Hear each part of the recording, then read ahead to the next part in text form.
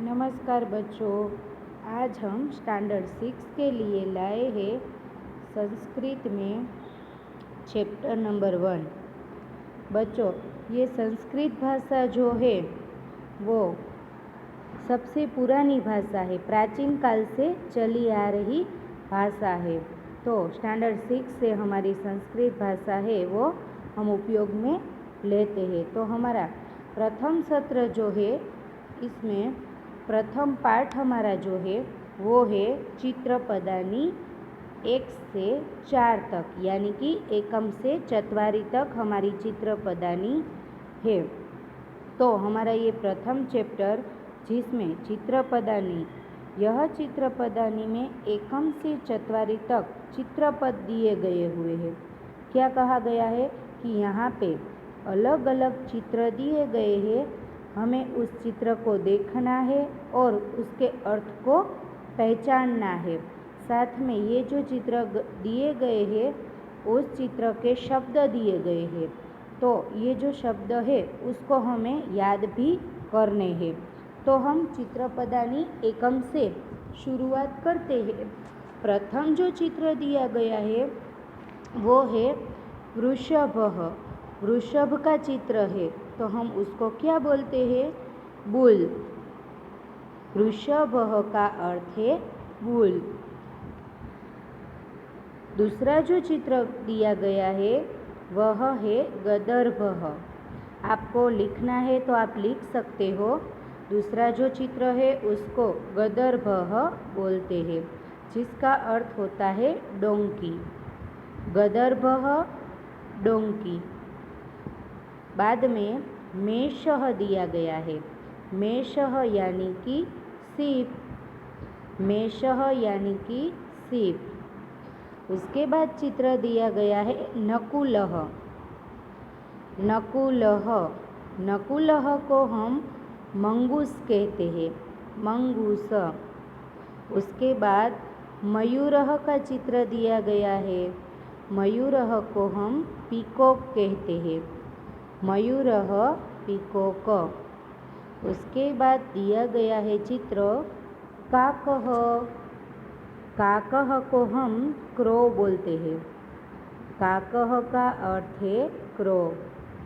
उसके बाद तालः। तालः शब्द का अर्थ दिया गया है लोक। तालः मतलब लोक। उसके बाद दीपः। दीपः शब्द का अर्थ है लैम्प। दीपः शब्द का अर्थ है लैम्प। उसके बाद चित्र दिया गया है घटः। घटः शब्द का अर्थ है वास। घटः शब्द का अर्थ है वास। उसके बाद सर्पः। सर्पः शब्द का अर्थ होता है स्नेक। सर्पः शब्द का अर्थ है स्नेक। उसके बाद चित्र दिया गया है मकरः। मकरः शब्द का अर्थ है क्रोकोडाइल। मकरः मतलब क्रोकोडाइल। उसके बाद जो अंतिम बचा है वह चित्र दिया गया है मंडूकः। मंडूकः शब्द का अर्थ है फ्रॉग। मंडूकः शब्द का अर्थ है फ्रॉग। तो प्रथम चित्रपदानी में इतने चित्र है वो दिए गए हैं। हम संस्कृत में फिर से उसका पठन शुरू करते हैं। वृषभः, वृषभः, गदर्भः, गदर्भः, मेषः, मेषः, मंगूसः यानी कि नकुलः, नकुलः, मयूरः, मयूरः, काकः, काकः, तालः, तालः, दीपः, दीपः, घटः, घटः, सर्पः, सर्पः, मकरः, मकरः, मंडूकः, मंडूकः। तो आप देख सकते हो बच्चों कि जहाँ जहाँ पे शब्द दिए गए हैं उसके पास ही 2 डॉट किए हुए हैं, तो उन डॉट को हम संस्कृत में विसर्गः बोलते हैं। क्या बोलते हैं? विसर्गः। अब हम दूसरी चित्रपदानी की ओर चलते हैं। दूसरी चित्रपदानी जो है वह, उसमें प्रथम चित्र है वह कन्या का है। कन्या का अर्थ होता है बालिका। बालिका शब्द का अर्थ है गर्ल। बालिका शब्द का अर्थ होता है गर्ल। उसके बाद दिया गया है उत्पीठिका। उत्पीठिका शब्द का अर्थ है टेबल। उत्पीठिका शब्द का अर्थ है टेबल। उसके बाद चित्र दिया गया है लता। लता जिसका अर्थ होता है क्रीपर्स, जिसका अर्थ है क्रीपर्स। उसके बाद स्थालिका। स्थालिका का चित्र दिया गया है जिसका अर्थ है डिश, जिसका अर्थ है डिश। उसके बाद चित्र दिया गया है पुष्पाधानी। पुष्पाधानी शब्द का अर्थ है फ्लावर पॉट। पुष्पाधानी यानी कि फ्लावर पॉट होता है। उसके बाद शाटिका। शाटिका शब्द का अर्थ होता है साड़ी। शाटिका शब्द का अर्थ होता है साड़ी। उसके बाद दिया गया है शब्द घटी। घटी यानी कि क्लॉक। घटी यानी कि क्लॉक होता है। उसके बाद चटका का चित्र दिया गया है। उसके बाद आता है चटका। चटका यानी कि स्पैरो। चटका यानी कि स्पैरो।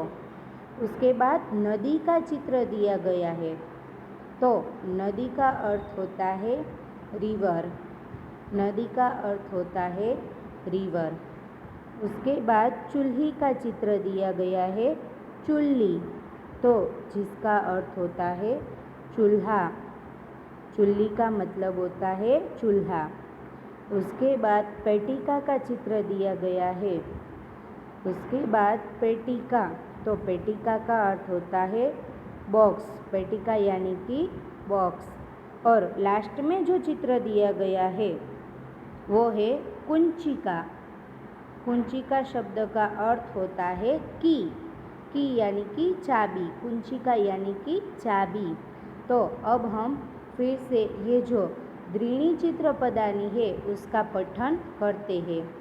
कन्या यानी कि बालिका, कन्या, उत्पीठिका, लता, स्थालिका, पुष्पाधानी, शाटिका, घटी, चटका, नदी, चुल्ली, पेटिका और लास्ट में है कुंचिका।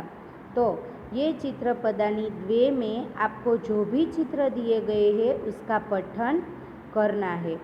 अब हम त्रीणी की ओर चलते हैं। हमारी जो चित्रपदानी तीसरी यानी कि त्रीणी बोलते हैं उसको।